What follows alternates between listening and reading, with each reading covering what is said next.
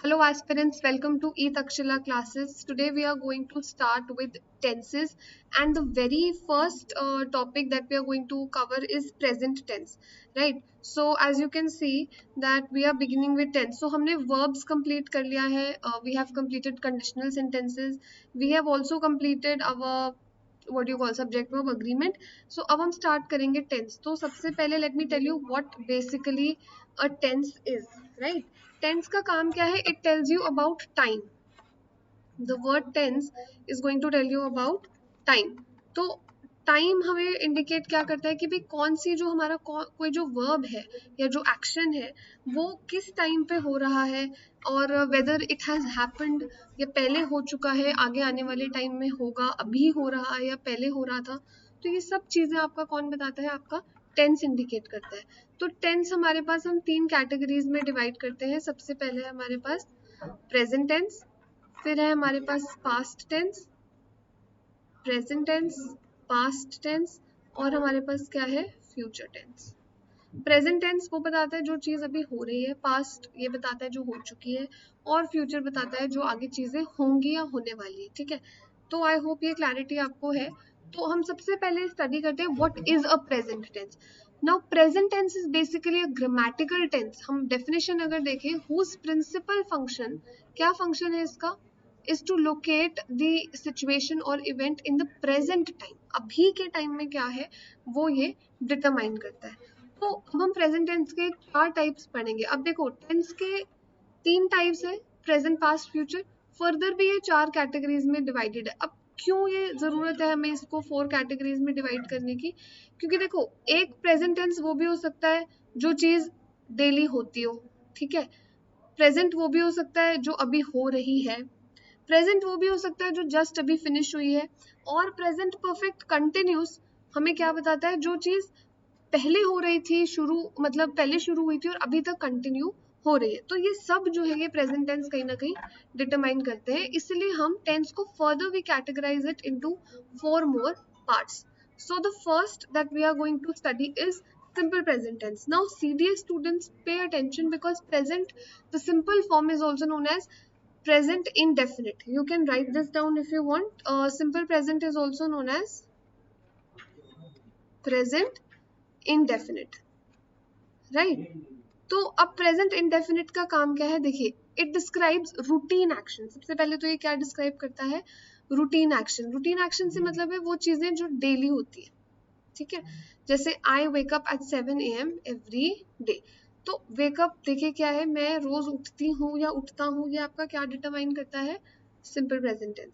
Then you have universal truths like the sun rises in the east. ये देखिए rises जो है verb जो है कौन से फॉर्म में है?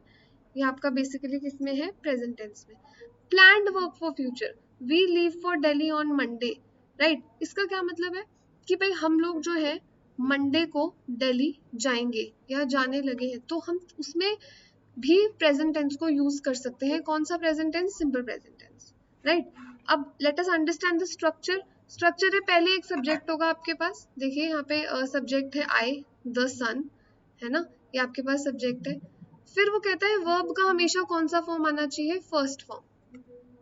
वर्ब का फर्स्ट फॉर्म और उसके साथ क्या लगता है? एस और यस. अब एक बात आपको पता होनी चाहिए कि सिंगुलर सब्जेक्ट के साथ जैसे हम बोलते हैं he eats his food, right, S आना चाहिए ईट में. बट अगर ये सब्जेक्ट प्लूरल हो तो हम क्या बोलते हैं? They eat their food.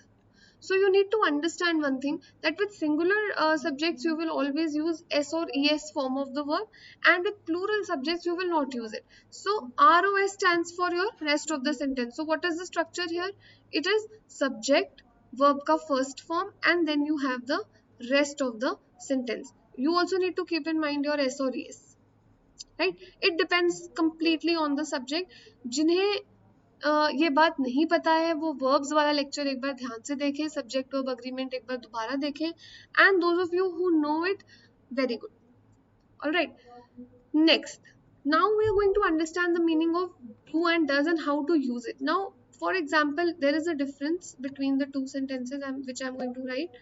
I eat my food. I do eat my food. क्या फर्क है दोनों में? आई ईट माई फूड का मतलब है मैं खाना खाती हूँ, and this I do eat my food is that I'm putting more emphasis on eating, right? कि मैं हाँ जरूर खाना खाती हूँ. So for example, if I have to make a question in present tense, what I will say, do I eat my food? If the sentence is I eat my food, if I have to form a question, I will not write anything else, but I will say, do I eat my food? Now why do I begin with do I? Because I के साथ हमेशा क्या लगता है, plural. They do their work, I do my work, you do your work, right? तो मैं यहाँ क्या बोलूंगी, do. But अगर यहाँ होता he eats his food और मुझे अब क्वेश्चन बनाना होता तो मैं क्या बोलती कि भाई do he eat his food? No, I will say does he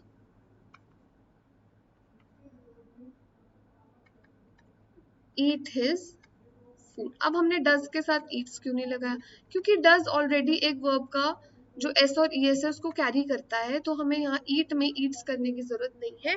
We can keep it very simple and easy. So this is the difference between do and does. You use do for plural subjects and does for singular subjects. जैसे हमने अभी किया था कि भाई अगर plural subject है तो we will not use s and es, but if the subject is singular we will use s or es. Clear? I hope this much is clear to you, and then we are going to move forward.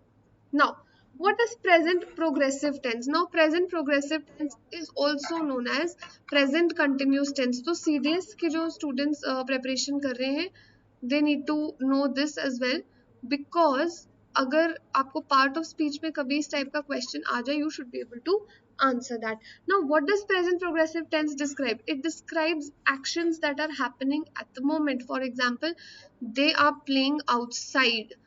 तो देखो are playing क्या बताते हैं, अभी खेल रहे हैं बाहर, ठीक है. Actions happening on a large scale, चीजें जो लार्ज स्केल पे हो रही है, not visible to the naked eye, but they are happening. For example, population is growing day by day, ठीक है, is growing. Then actions going to happen in the near future. I am leaving for Mumbai today. मतलब आज मैं मुंबई के लिए निकल रही हूँ या आज मैं जा रही हूँ. So I can skip using future tense and I can use present progressive tense here. So let us quickly understand the structure of this. Structure says subject, then you have is, am, are, any of the three, plus verb का क्या लगेगा हमेशा, first form, and then ing. तो आप देखो ing वाले words हमेशा क्या डिस्क्राइब करेंगे, progression. Now they are playing, अब दे सब अगेन आपका सब्जेक्ट सिंगुलर है, प्लूरल है सॉरी, तो आप क्या लगाएंगे यहाँ पे, are. Now population being an uncountable thing, you will always use is with it. Similarly, I, the subject is I, so the verb along with it will be am. So what does your present progressive or present continuous tense describe? It describes actions that are happening right now on a large scale and that are going to happen in the near future.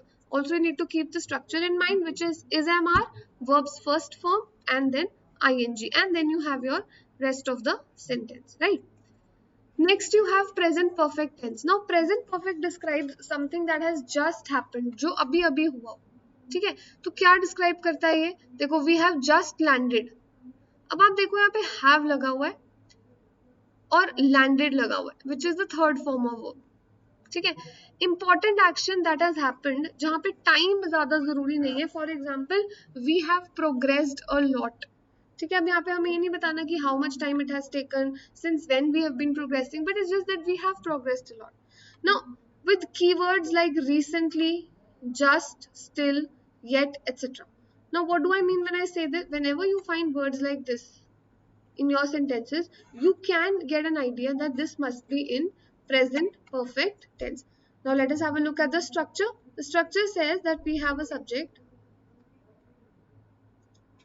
ठीक है, followed by has, have, and then we have verbs third form. Now हमेशा एक बात आपको याद रखनी है, चाहे हैज हो, चाहे हैव हो या हैड हो, you will always be using the third form of the verb. So if you see in this example, we have just landed. So what is the first form of land? It's land, then you have landed, and then landed again. Again, now we have progress, so we'll use progress, progressed and progressed, reach, reached and reached. So you need to keep this thing in mind that whenever we are having like has or have or had any of the three words, we will always be using the third form of the verb, right? With this, we are coming to the last tense of present, which is present perfect continuous tense. Now it is a mixture, or you can say an amalgamation of the continuous tense as well as your perfect tense. So what does it describe? It describes an action that started in the past and जो अभी तक continue हो रहा है. For example, we have been living in this city for 5 years. ठीक है, तो हमारा क्या है सब्जेक्ट वी, तो ऑफ कोर्स हम हैव लगाएंगे. बीन एक एडिशन है यहाँ पे, फिर है हमारे पास लिविंग आईएनजी, और हमारे पास फॉर और सिंस दो ऐसे कीवर्ड्स हैं जो यहाँ पे लगते हैं, और कहीं ना कहीं वी गेट एन आइडिया कि फॉर और सिंस के साथ अगर कोई टाइम ड्यूरेशन दिया है, we can use present perfect continuous, right? So quickly let us understand the structure. Again subject है आपके पास, परफेक्ट का हैज हैव है हमारे पास, बीन एक एडिशनल है, और कंटिन्यूस से हमने क्या उठाया, V1 और ING. ठीक है, जैसे they have been studying for 3 hours, they have been studying since morning. ये आपकी सारी चीजें किस में आती हैं, प्रेजेंट परफेक्ट कंटिन्यूस में. अब एक बात आप ये अंडरस्टैंड करो कि हमें सिंपल प्रेजेंट क्या बताता है, जो चीजें अभी हो रही है. ठीक है, फिर उसके बाद प्रेजेंट कंटिन्यूस क्या बताता है, सिंपल प्रेजेंट बताता है जो चीजें डेली होती है. प्रेजेंट कंटिन्यूस बताता है जो अभी हो रही है. परफेक्ट क्या बताता है, जो अभी अभी हुई है. ठीक है, और प्रेजेंट परफेक्ट कंटिन्यूस क्या बताता है, जो चीज पहले शुरू हुई थी और अभी तक चल रही है. ठीक है, तो ये स्ट्रक्चर जो है आपको इजीली याद हो जाएगा अगर आप एक एक सेंटेंस भी if you try to remember just one sentence of every tense, it won't be a hassle for you, right? So now let's understand what is the difference between for and since. This we are going to study in preposition, but because we have studied present perfect continuous, so there have been two cases. Once where I said they have been living in this city for 5 years and they have been studying since 10 a.m. Right? Just remember one thing. For is used for a period of time. For is used for a period of time. जब आपको duration दिया हो, जैसे I have been studying for 5 hours. Since is used for a point of time. जब आपको एक particular dot दिया हो कि जैसे I have been studying since 5 p.m. अब 5 बजे एग्जैक्ट टाइम है, तो हम यहाँ क्या लगाएंगे, since. This is a confusion for many students, but I have made it, I think this will help you a lot. Whenever there is time, you will use for, like duration के लिए आप for use करेंगे and dot के लिए आप since use करेंगे. मतलब जब आपको dot time दे दिया हो कि हाँ अब particular time, जैसे morning, I have been studying since morning. ठीक है, so for और since में ये difference है. For is used for a period of time, since is used for a point of time. I hope that this will be easily remembered by you all. Okay, so let us quickly have a look at some PYQs. Now, we often hear people say that most human beings have not evolved or grow up enough to stick to truth or non-violence. Quickly, I'll give you 5-6 seconds. You need to find the error in this sentence. This was a previous year question. Now see, A has no error whatsoever. B has no error whatsoever. The only error that we have here is in C. What is the error? हम लोग देखो यहाँ पे have लगा हुआ है. Have के साथ हमेशा verb का third form आता है. तो evolve में तो हमने लगा दिया V3. पर ये have not के साथ grow भी तो लगा हुआ है. And what is the third form of verb? What are all the forms of verb? Grow, grew, and grown. So the error is in C, or grown up enough.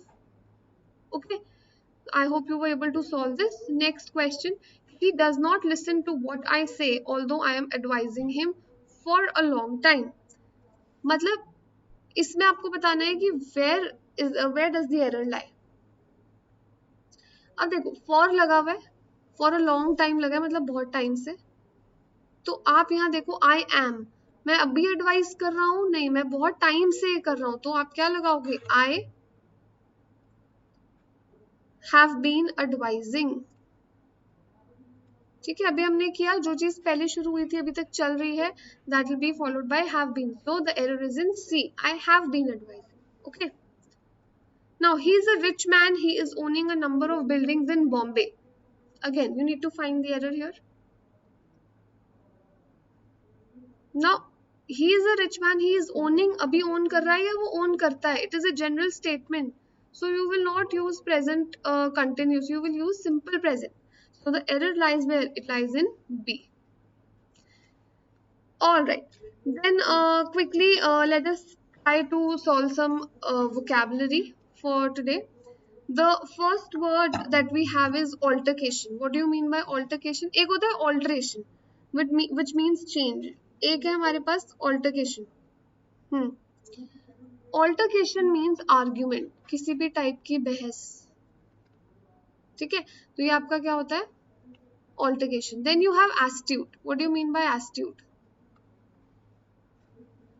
Astute का मतलब होता है somebody who's very shrewd या cunning, या मतलब जिसको, somebody who knows how to assess people. Okay, then you have coerce. Coerce means to put force, like he coerced me to follow him, right? What is inevitable? Unavoidable. Something that cannot be avoided is inevitable, जिस चीज को आप टाल नहीं सकते. For example, death is inevitable, it cannot be avoided, right? So these are the words that I have for you today. And in the next class we'll probably be discussing the past tense, which is the other tense after present tense, right? And in the upcoming lectures we'll be discussing future tense as well. So that's all for today. Thank you so much everybody for joining in, and I hope you liked the session. If you have any questions, you can comment it down in the comment section below. Thank you everybody, have a good day.